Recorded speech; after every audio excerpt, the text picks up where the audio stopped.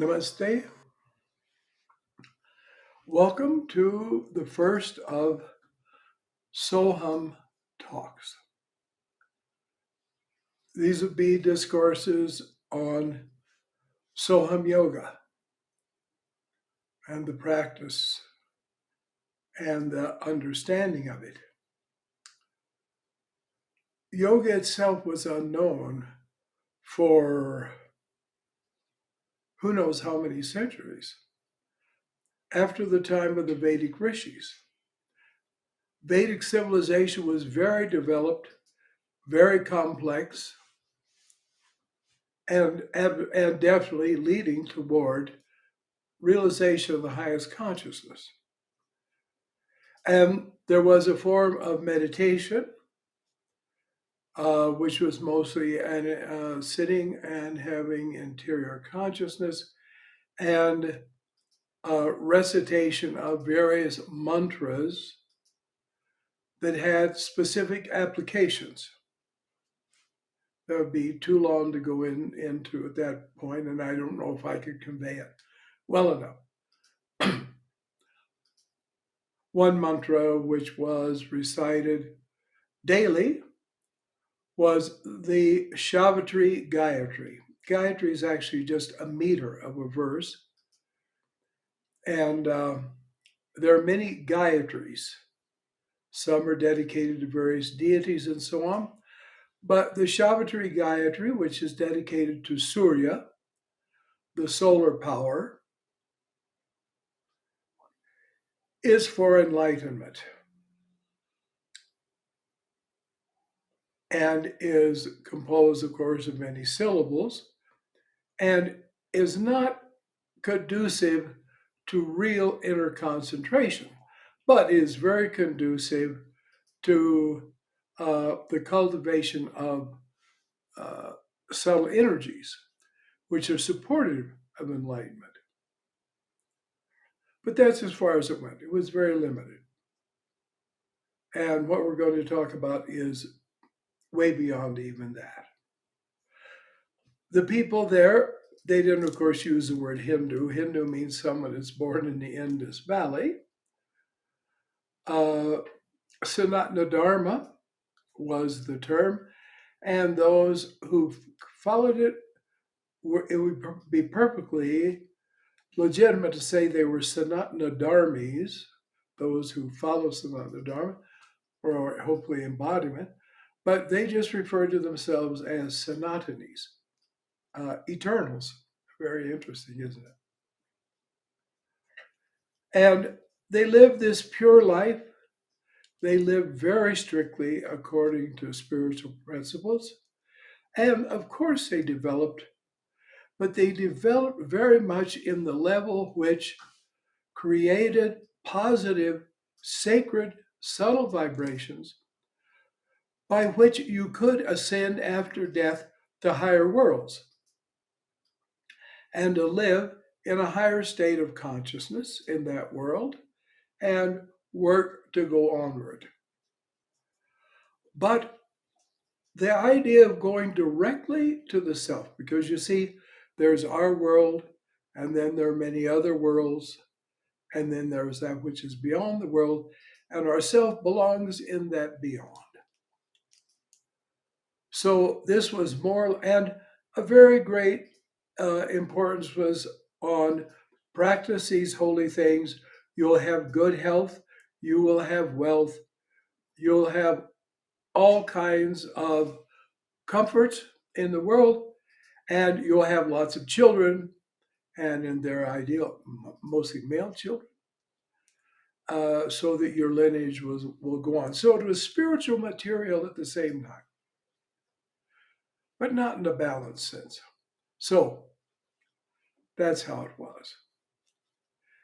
And of course, it was an era of great holiness, a great wonder. It'd be an incredible thing to be able to step back in time and experience it for a while. But there is something more. Because even beyond the human being, there is something much greater.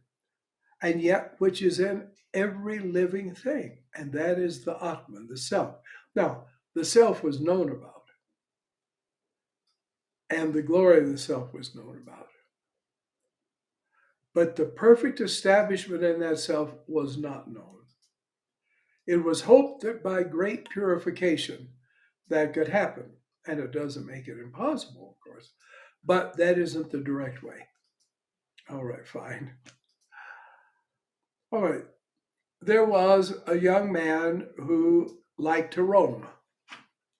You know, many people, they like travel or they like hiking and so on. He lived in Western India, not far from the Himalayas, and he liked to rove here and there, and he liked going into the Himalayas.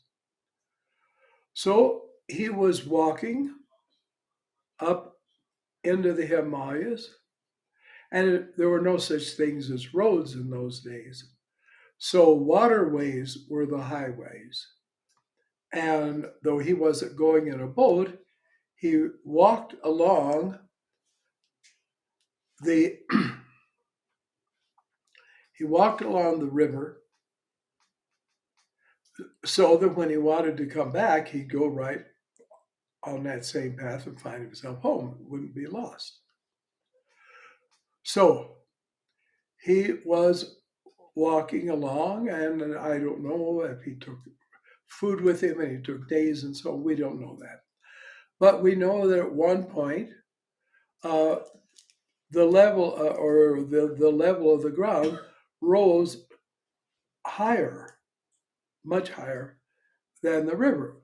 And he thought, well, if I keep following this, I may lose the river and then I will not find my way home. So he went into the river, which was not deep, at least toward the edge, and began wading down the river until hopefully the level would drop again of the earth and he would get out. So he went walking in the water. And at one point, he came to a place where he could see high reeds were growing very thickly along the right side of the river where he was walking. And so he just went out a little further, a little deeper in the water, and began walking on.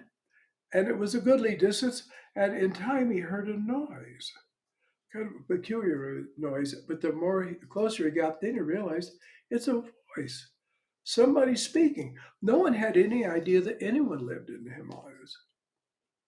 People had been very adventurous, they hadn't, or else if they roved around, they had never found anyone. So he heard this voice, just indistinctly, but it was definitely a voice. So he kept on further and further, still with the reeds on his right side. And then when he came nearer, he could tell, well, it's a man speaking. And when he got closer, he could distinguish the words. And he was amazed because he was hearing about things, metaphysical things, spiritual things, that as far as he knew, nobody, since back home, knew. So he went further and further until he could tell he was sort of opposite the voice. And he could dimly see that there were some people on the bank. But he stood there and listened. And after a while, the speaker said, you know, there is a fish. The Sanskrit word is fish. By the way, they spoke Sanskrit in that time, always, as the common language. So he said, there's a matcha.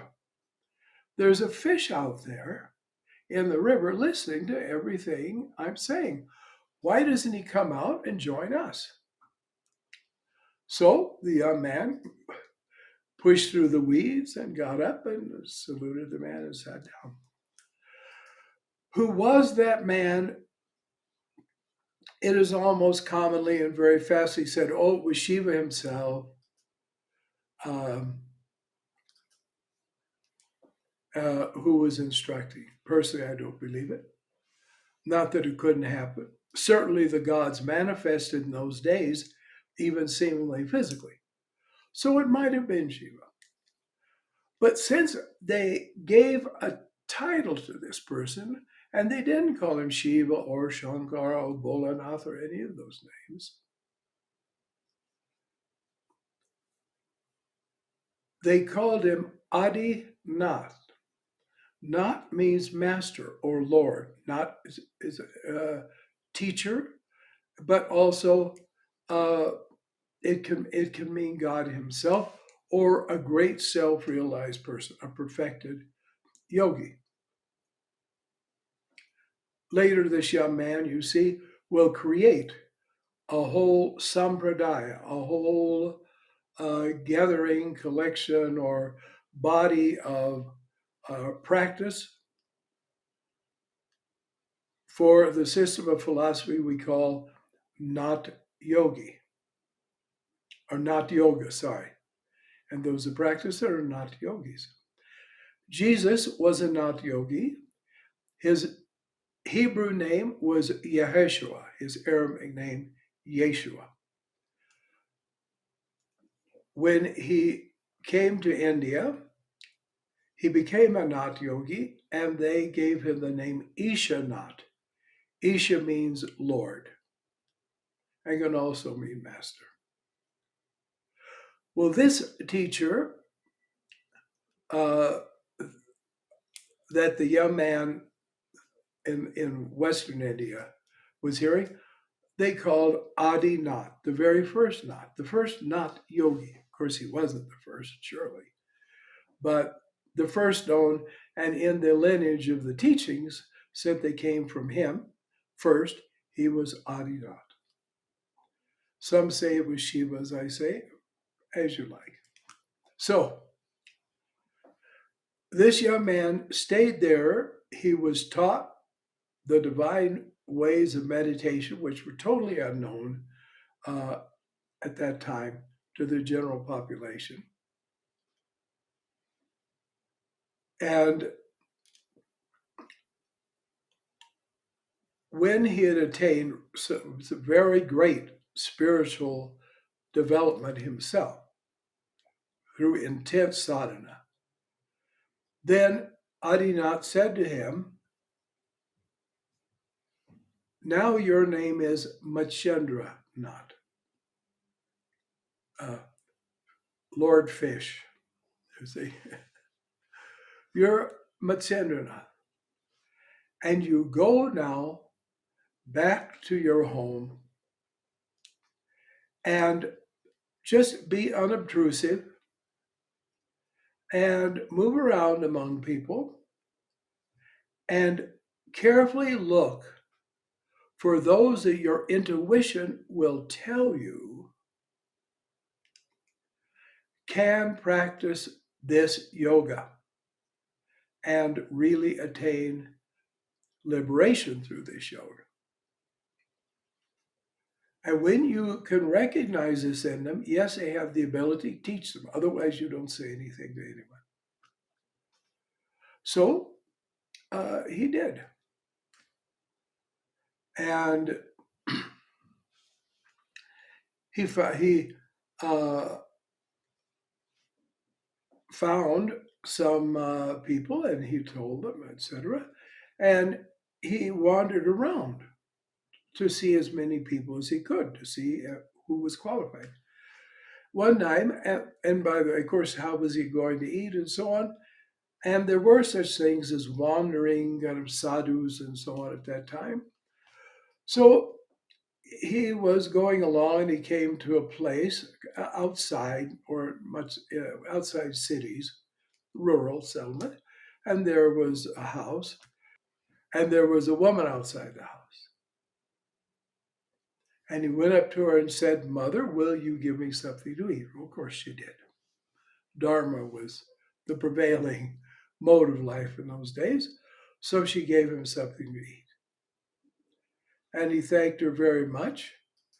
And she knew that sadhus had certain abilities. And so she said, "Would you please bless me that I could have a child? My husband, I have no children, and We want children so much. And he had with him sacred ash. Let me not explain that because I've taken enough of your time. And so he gave her some and said, swallow that, I assume with water, and see what happens. And then he went on. So she did. And in a short time, she gave birth to a male child. And some years later, not a huge number, uh,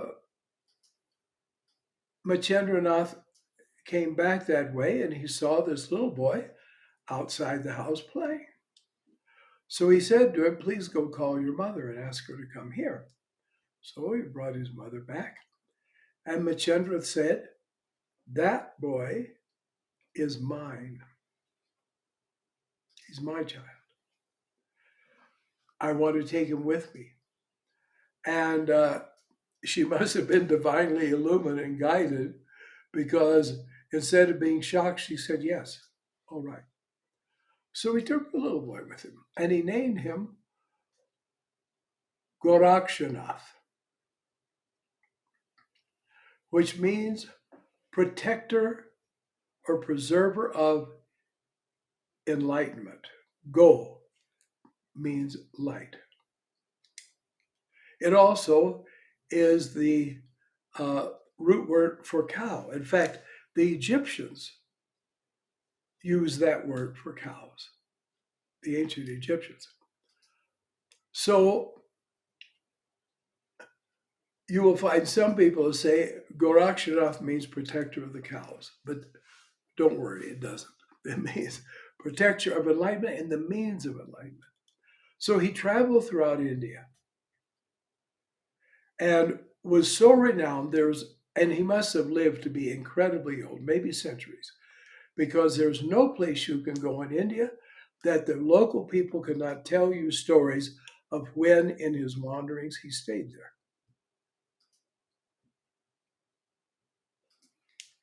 And he spread this teaching. And today there's what's called the Nath Yogi Sampradaya. Naturally, when there is something real, something false always arises to mislead people.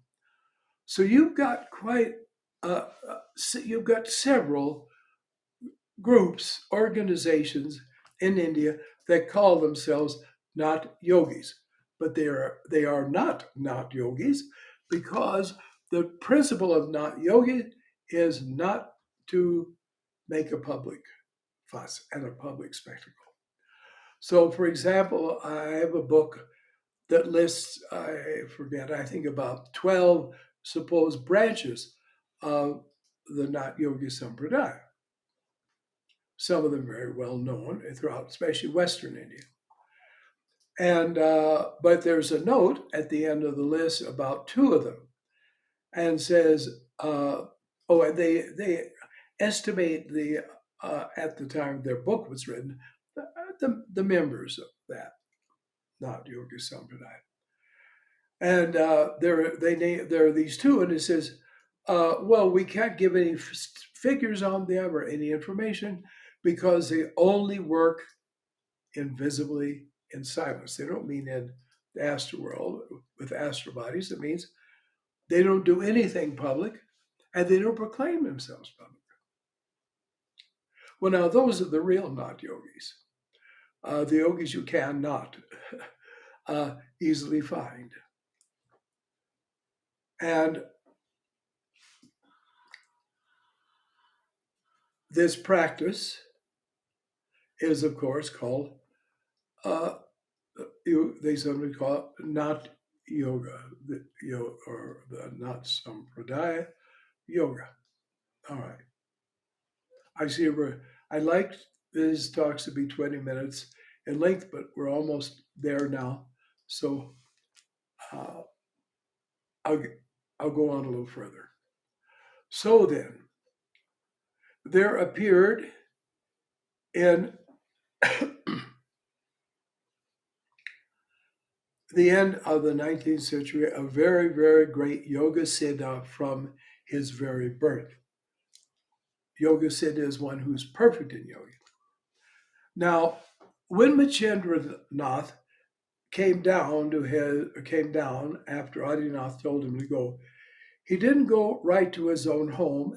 Instead, by his divine sight, by his omniscience, he went to a mountain where there was living a crippled man who literally every limb of his body was deformed. And they called him Charinga, which sort of means twisted up and convoluted, and he became Charinga Nath. He was the very first disciple of Matsyendranath and became a very, very great master.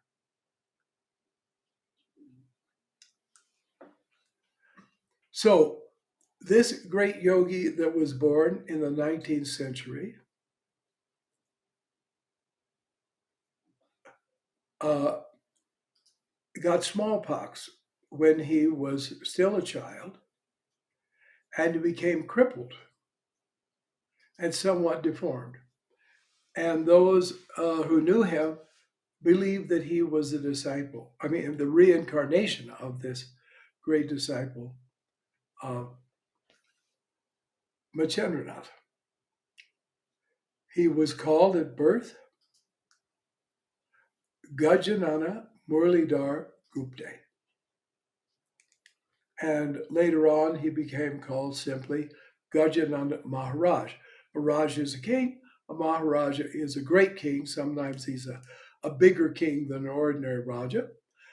But they call sadhus and yogis Maharaj because they rule the greatest kingdom there is, the kingdom of their own self and infinity, which they can realize through the realization of their self.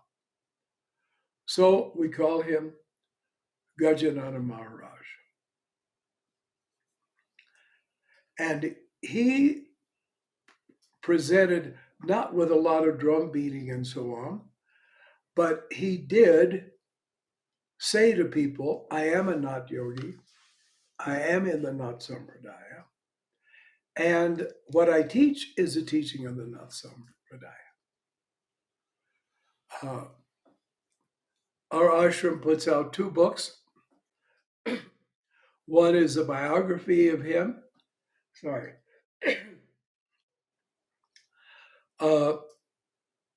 with some of his teachings called Light of Soham. Then another one called The Inspired Wisdom of Sri Gajanana Maharaj. These are on our website and can be downloaded, though I prefer a print book myself. So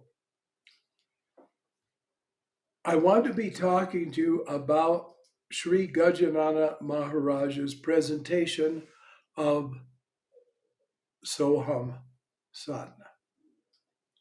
And since I have taken this much time, I will discuss, since you don't get to answer back, the exact method. And then from then on, through the various talks, I will read you Gajanana Maharaj's comments about the Soham Yogi and the Soham Yoga Sadhana. And with that, we've concluded. So, namaste, until our next meeting.